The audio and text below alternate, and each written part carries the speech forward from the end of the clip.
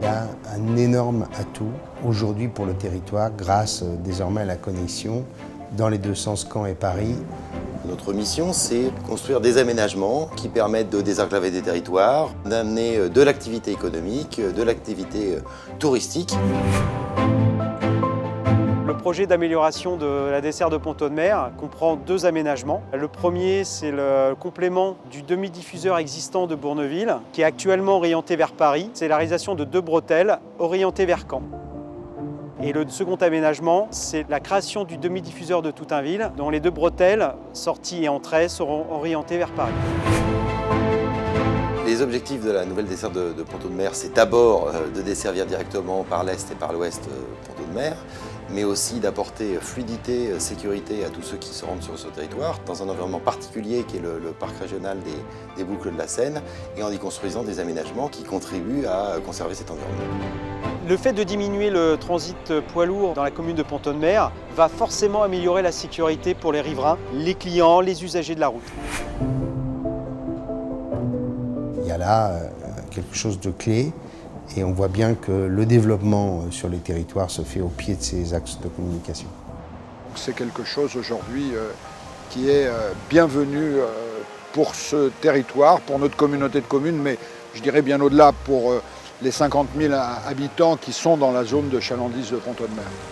On ne peut que se satisfaire de cette proximité dans la mesure où ça peut être qu'un plus pour l'attractivité professionnelle et l'économie de notre communauté de communes.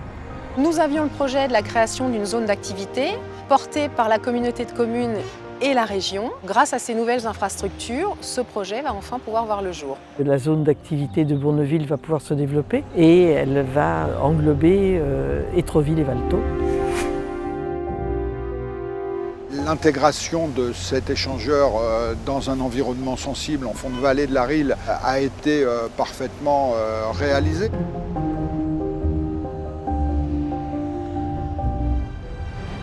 Le fait d'avoir prévu des merlons suffisamment importants, plantés, parce qu'ils sont bien plantés, a permis d'intégrer cet échangeur dans le paysage sans inconvénients de bruit et des inconvénients visuels pour la population. On a privilégié l'environnement des quelques maisons qui se trouvent à proximité du péage, puis l'environnement paysager, quelque chose qui a été bien pris en compte.